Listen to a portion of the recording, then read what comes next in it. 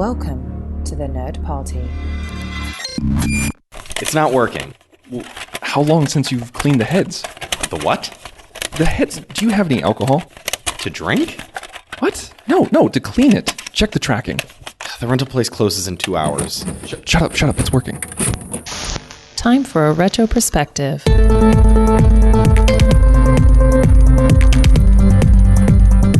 Hello and welcome to Retro Perspective, the Nerd Party's show where we look at all of the movies released 25 years ago this week. I'm Mike. I'm John. And today we are going to be taking a look at the movies released on June 17th, 1994. Yes, June 17th, 1994, a week. How would we mark this in the timeline post-Speed? Yeah, people were still riding that Speed wave, I think. It came in at number 2 at the box office, but only a little bit behind the number 1 movie this week. And, there were a lot of other movies which I think were still pretty big at this time, like Flintstones and stuff like that. So not a whole lot of extra movies coming out on June 17th, but a couple. Yeah. A couple. So the first one of those, which came in at number 5 at the box office with $8.1 million and received 3% positive reviews from Rotten Tomatoes, is Getting Even with Dad. Yes, Getting Even with Dad, starring Ted Danson and Macaulay Culkin in a ribald tale of a son trying to outwit his ex-con father to win over his affections and make him choose the straight and narrow path and be the dad that he always wanted him to be.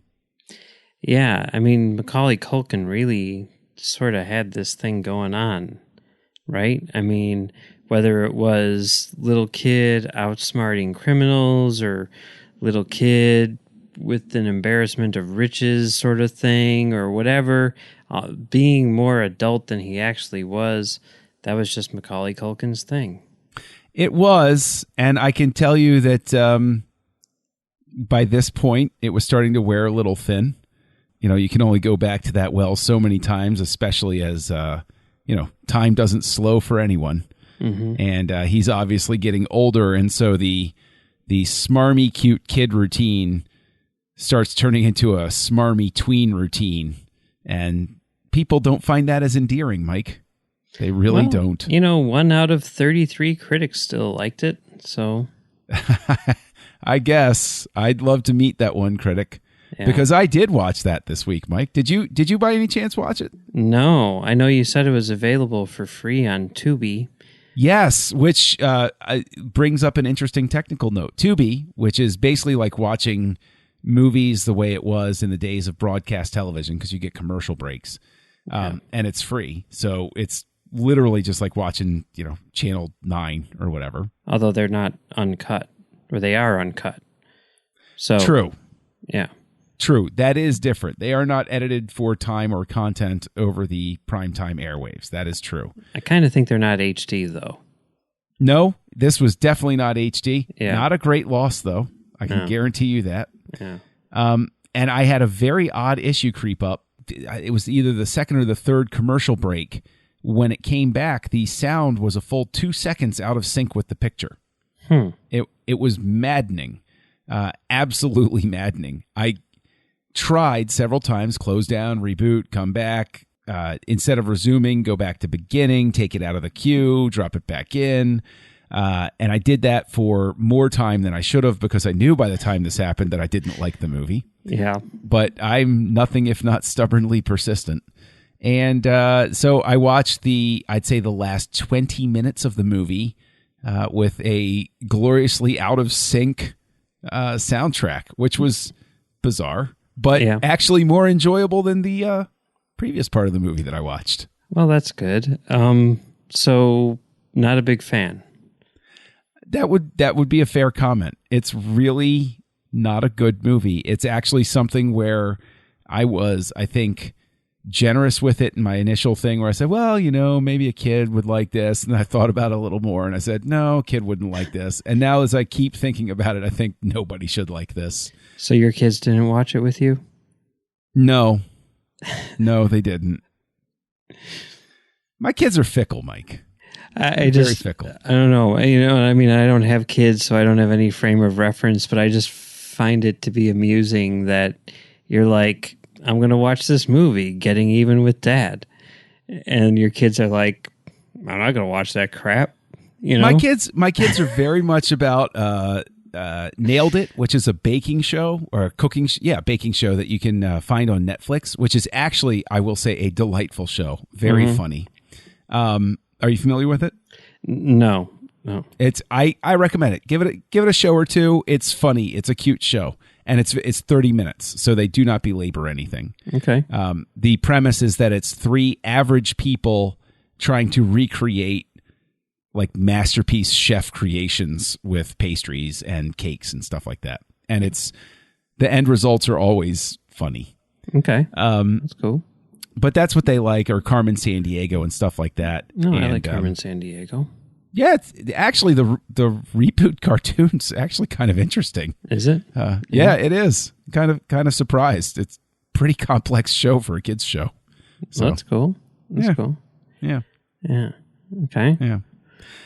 All right. So thumbs down for Getting Even with Dad. Enthusiastically so. Okay. Well, the other movie that came out this week did a little bit better at the box office and with the critics, coming in at number 1 with $25.4 million and 60% on Rotten Tomatoes is Mike Nichols' Wolf, starring Jack Nicholson, Michelle Pfeiffer, James Spader, some other people. David Schwimmer shows up for a couple seconds because why not? He does. Christopher Plummer. Christopher Plummer. Yes, he's in it. General Chang. Richard Jenkins is in it. Mm-hmm. That guy who was in Battlestar Galactica and Caprica, but not as the same person. Some other people. Yeah. So I watched this, and I know you did too. Right? I did. I sure did. This is a movie which I always wanted to see because I remember when it came out, and I remember, even though I didn't know much about movies, thinking like, Jack Nicholson, like he's, a legit actor. And yeah, I mean, he was Joker and stuff, but like, what's he doing in this weird horror movie where he turns into a werewolf? Like, that's strange. And, it was like one of those things where it's like, oh, that's one of those movies, and I wasn't going to watch it back then anyway, but like, it just seemed weird. Like, oh, it's one of those adult drama things that adults watch, And then as I got older and, I saw The Graduate and, all the rest of it, all the great Mike Nichols movies and TV shows like Angels in America and stuff like that, you sort of naturally say like, well, this guy is a legend. This guy has made, legit masterpiece after legit masterpiece. What else has he done? And you look at his IMDb credits and there's Wolf. And you're like, Wolf? Like the one where Jack Nicholson like turns into a werewolf? He did that? Well, now I gotta see that. I'll watch that sooner or later. And that day finally came today. And what did you think about it? Well, I actually did see Wolf in the movie theater. Oh, so you were one of those adults. Yes. Please, I was sneaking into R-rated stuff since I think the first R-rated movie I snuck into was Die Hard. That was the first one I snuck. Yeah. But see, here's the thing, right? And we'll get back to sneaking into R-rated movies in a second. But like, I didn't even mean that. I didn't mean like, oh, that's a movie like that's way too mature for me. I meant like, that's a movie which, because like 94, like I'm way into Star Trek and comics and everything. And I'm like, that's a movie that would appeal to adults. Like that's one of those movies that adults go to see that I have no interest in. Like 3 Colors White or whatever. And it must be because it's got Jack Nicholson in it, and who else would watch this? I'm into all this weird sci-fi stuff, and I couldn't care less. But yeah, I mean, in terms of like it being just like for mature audiences, that was like sort of a different thing entirely. And I was all for that at this point. Well, no, I wasn't quite yet, but I was getting there. I think the first, so Die Hard was the first for you. So you would have been like 14, 15 at that point? No. You're putting a couple extra years on me. I was going, I was 12 going on 13, I think. It was July of 88, I want to say. But yeah, well, yes, but I didn't see it till August. Okay. But that's the first one I snuck into that I can remember. Mm-hmm. But I can tell you that it's not the first R-rated movie that I saw, because that goes all the way back to the Blues Brothers, which we rented on videotape when I was a wee lad. And then, of course, I saw DC Cab on videotape. Shouldn't have. And Terminator and stuff like that. I was way too young to be watching those movies. So what was, okay, you said you snuck in to see Die Hard. Did you like go up and buy a ticket for it, or did you have to buy a ticket for something else? We bought a ticket for something else. What was it? I forget. I want to say it was like Clean and Sober, but that wasn't out at the time. That must have been R-rated too, right? Yeah. No, so I think it was possibly Dream Team, which was Michael Keaton comedy. I think that's the one. But Dream Team, like Clean and Sober was his claim to I can do serious stuff, and then Dream Team was like a reversion to form for comedic actor, and then Batman happens. Yeah. So Die Hard was what was the first movie you snuck into that was R-rated? To Die For. Which, when I was 15, I just saw Batman Forever, and discovered Nicole Kidman and was like, oh my God. And then you see the trailers for To Die For, and you're like, oh my God, like I have to see this, but it's rated R, and I'm 15. And I had a friend, my friend Matt, my best friend Matt was 16, but he looked older. So we had this plan, which now, as someone who has, carded my fair share of kids at movie theaters, I cannot believe that this worked. But our big plan was for him to go and buy 2 tickets while I waited down the street, and then we would both walk in. And it worked. Yeah. I don't know how, because like the policy is like you have to be 21 or older to buy more than 1 ticket, so that people don't do that thing. But regardless, it worked, and we saw Die Hard, and it was amazing, and it blew my mind. It was the first Gus Van Sant movie I ever saw. We were just talking about that, right? And then it was fantastic. And then years later, like I had I worked at that movie theater, and I had a To Die For poster, which I hung up right next to the projector that I saw this movie on. And then there was a commercial which was being shot at the theater, which was photographed by the guy who photographed To Die For. And he actually came up to the booth, and he didn't understand how projector shutters worked. And I got to explain to him how projector shutters worked. And I really wanted to say, like, can you sign my poster? But I thought that would be, like, unprofessional. But I should. Oh, man. Yeah, you missed an opportunity there. I don't know. He was a really cool guy. He was really cool. And here's another fun fact. You know who directed that commercial? Keep in mind, this is like 15 years ago. Patty Jenkins. Oh, no kidding. Yeah. Okay. So that was cool. She's gone on to have a pretty good career. Yeah, I was like, one day she's going to direct Wonder Woman. I know it. And then she did. But whatever. Okay, so that was the R-rated thing. But you said you saw Terminator when you were little? Oh, yes. Well, I think I've said before, my brother worked at that wasn't when my brother worked at a video store. That was when my brother had a video rental card. Oh. So he would go and he would rent something that he knew my parents wouldn't approve of, and he'd bring it home, and if he doesn't want somebody to rat, you got to bribe somebody to keep their mouth shut, Mike. And actually, I remember DC Cab because there's some nudity in it. He made me. He was like, "Yeah, here's a blanket. Put it over your head so that you can't see." Well, I mean, it was just not a very effective. He could claim that he had taken all steps necessary. Oh yeah, he didn't. Yeah, for sure. Yeah. So how old were you when you saw Terminator? Oh, geez. I want to say, what year did it come out? 84? Yeah. So you build in the videotape lag time that was there. So I probably would have seen it when I was about 11, I guess. Okay. Something like that. That was about the same age that I saw it. That was one of the first R-rated movies that I saw too, because Terminator 2 was coming out and everything like that. Everyone was T2 crazy. And I went to my friend's house for his birthday party and like a sleepover thing, and he rented some movies, and one of them was the original Terminator. And I had never seen, like, the only R-rated movies that I saw before that were like Major League and Stand By Me, and Stand By Me was literally like the night before because that was one of the other movies that he rented. Yeah. So when Terminator comes on,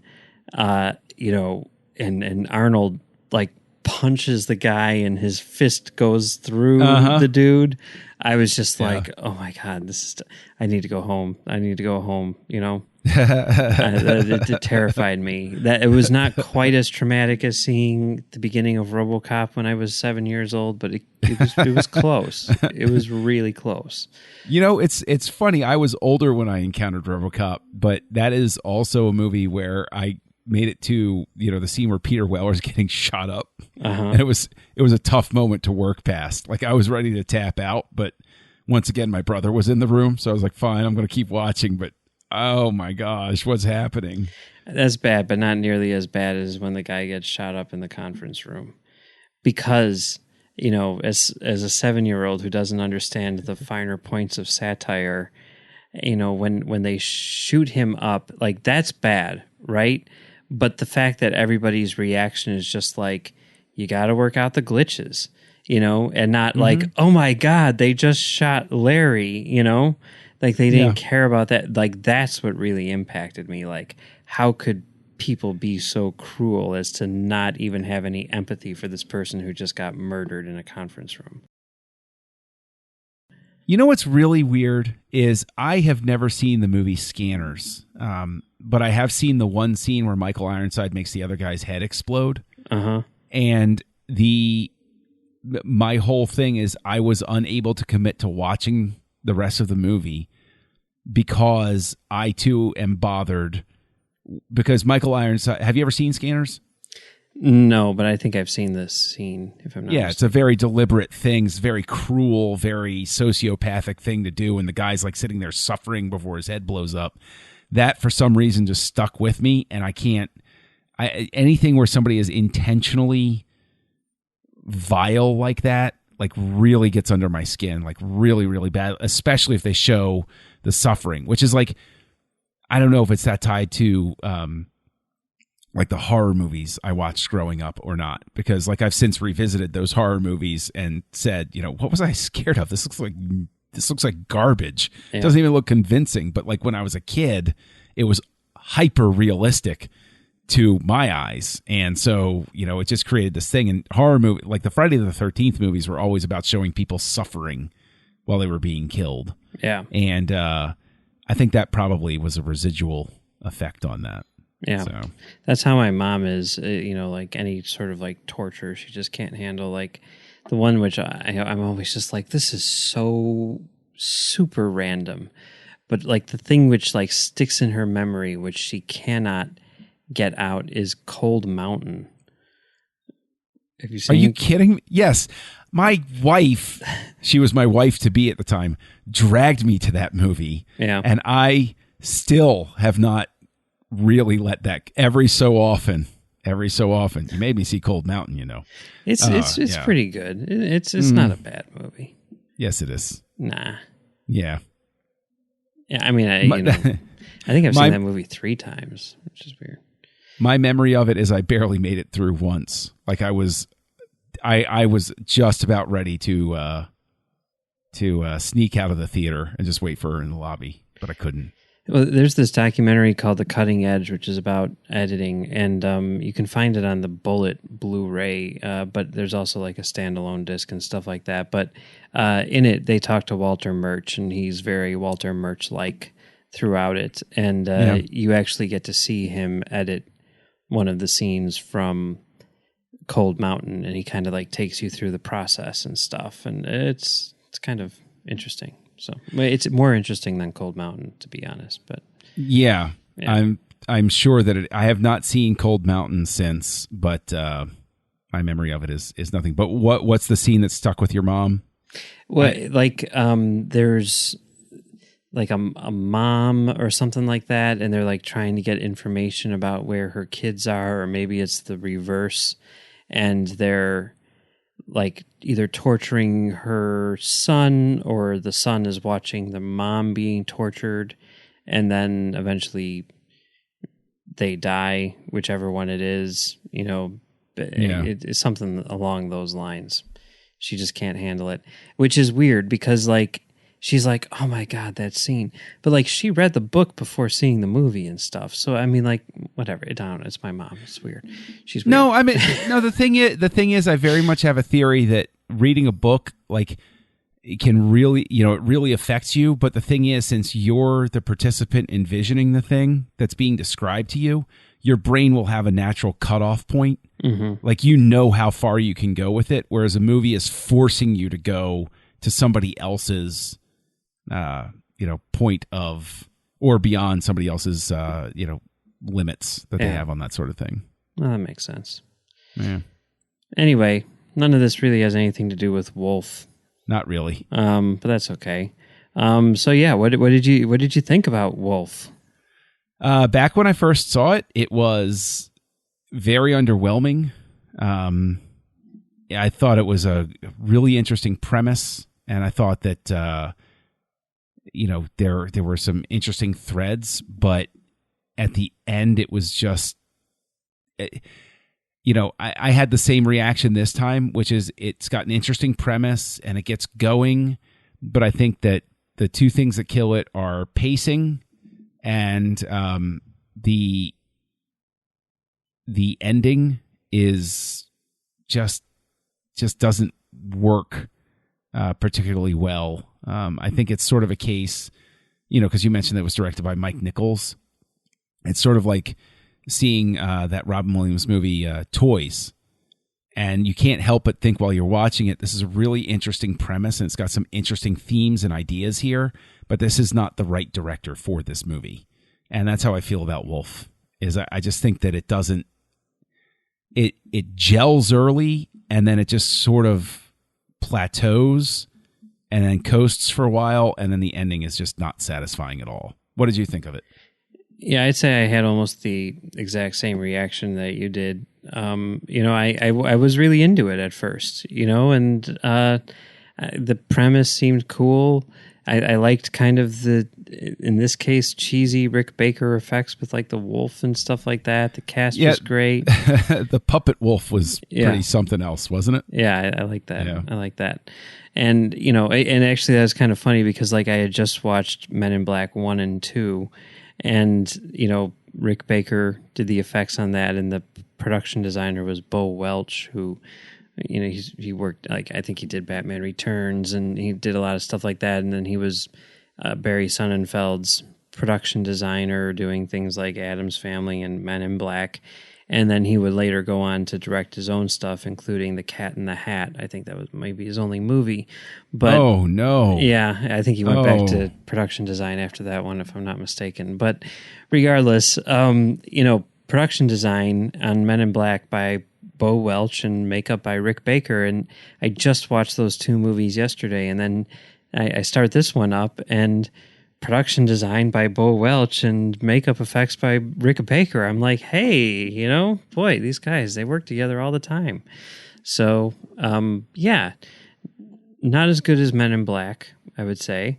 But it was weird because at first I'm like, well, I like this. I like the idea of someone like Mike Nichols doing, kind of like a horror, fantasy horror type of thing. that's cool, because he's bringing that Mike Nichols quality to it. But then, you keep on watching, and then you're like, what's going on here? Like the first time you see, quote unquote, Jack Nicholson, running through the park or whatever, it's just like, oh my God. And then, you look at like some of that stuff at the end, that finale, like you're saying, was really bad, but also like really poorly made. And you think like, how did this happen? Because you would assume, I mean, like you're saying, like, okay, he might not be the right director for the job. And like, that was sort of the philosophy back then. Like X-Men, when X-Men came out and it was directed by Bryan Singer, there were a lot of people who were like, that's weird, because he's not that type of director. Like, how does he get to direct an action movie? How does he get to direct a superhero movie? Now, that's standard operating procedure, and everyone's like, this is amazing, It just makes sense, because a movie is a movie, and obviously there's help and everything like that. And, it wasn't, I mean, there was that, like, I think Bryan Singer was really the first, but then you had like Doug Liman directing Bourne Identity and stuff like that. And now everyone knows, like, that's how it's done. Christopher Nolan can make Memento, and you say like, oh, well, he's directing Batman, and you're like, awesome. There's not like just action directors. You don't need to be Michael Bay in order to make an action movie. And yet here, this movie kind of makes the case that you do. And I wonder why that is. Why is it that Mike Nichols doesn't know how to direct action? That is exactly the thing. I think it's because by this point, Nichols is so established. It's the whole thing of he's had so much momentum behind his style that he's trying to change, which is admirable. Great, spread your wings sort of thing. That absolutely. But there is a learning curve in terms of how action works. And he, I think, makes some cardinal errors. One with gratuitous use of slow motion to try to fake out power and menace and stuff like that. Yep. There are some really weird choices with when Jack Nicholson confronts the thugs in Central Park. The way that whole thing is shot and edited together is so obviously to get around the idea of showing Jack Nicholson attack these people. Yeah. And even to the point of, when he turns into the wolf, turning the camera and showing the shadow, where you could say, okay, well, that's a kind of cool artistic thing. But then when he actually leaps at the guys, it's just, some, quick zoom ins on his face, and it's all grainy, and then hearing screaming. And it really has sort of a B movie quality that doesn't match up with the A movie qualities of the more dramatic parts to it. And just that ending, I think, was reshot, if I remember correctly. And I think also there are certain problems with the lighting on some of the outdoor stuff, if it's truly outdoor. And I think that the one interesting tidbit about it was that he had his editor on set with him, like next to him while he was shooting, so that he could give him notes about editing things together that he was shooting at the time. So I think that's an interesting note. It is. I mean, because it makes it seem like, I don't know, in some ways it was more well thought out than it was. I don't know. I'm just looking at the thing right here. The movie's release was delayed for 6 to 8 months to reshoot the entire third act, so that's good. Nowadays, we all vacillate between the two poles of, oh, well, they're reshooting things. Well, it's a big production. That's naturally going to happen. You have to do stuff like that. Or if you hear about an extensive third act reworking, like in Rogue One, people are ready to just set it on fire and say, oh, it's terrible, it's going to suck, everything's awful. Like, we vacillate between this, and I have a feeling that Wolf would have been one of those ones where Mike Nichols' reputation and the regard that people had would have protected this movie from it. But I would love to see this type of thing happen in the modern day to see how people would react to this story of reshoots on the ending. Yeah. One interesting note, I guess, Ennio Morricone wrote the music. Yes. So that's cool. Oh, it says right here. Sorry, I was just flipping through. John Williams was originally attached to compose the music, but he left when the film was delayed because he needed some time off after winning for Schindler's List, and he'd been working on Jurassic Park, so there you go. So, but the music is good. I like the music. Yeah. Yes. Morricone or Morricone? I don't know. Okay. I was assuming it was Morricone, but I could be wrong. He's a terrific composer. I actually think that the music is probably the best part of the film. Yeah, I could see that. Yeah. Oh, well. So, not a big fan of Wolf? No, I don't think I'll ever watch this again. Yeah, I didn't like it either. So, but better than Getting Even with Dad? Yeah. Wow. Okay. Yeah. Okay. So not a very good week for movies, but hey, you can go back and watch Speed from last week if you really want to. Or you can wait until next week where we've got 2 movies on June 24th, including Wyatt Earp and The Lion King. Oh, I've heard of that one. Yeah. Exciting week next week. But that one's not directed by Jon Favreau, right? No, it's not. No. No. Okay. So yeah, John, where can people find you on the internet? Oh, I go by the name Kessel Junkie online. You can find me at kesseljunkie.com or Kessel Junkie over on Goodreads and Letterboxd. And you can find me here on the network co-hosting a Star Wars podcast called Aggressive Negotiations with Matthew Rushing. And those are the places where you can find me. And Mike, where can people find you? Well, you can find me on Twitter and Letterboxd at Mumbles3K. And you can find me on filmdamagepod.com doing a show called Film Damage. And you can find me on Trek.fm in the near future doing another show in the near future. Are we allowed to release a title yet? No. Oh, come on, man. Sorry. It's not my call. Come on. Not my call. Come on. So, until next week, be kind, rewind.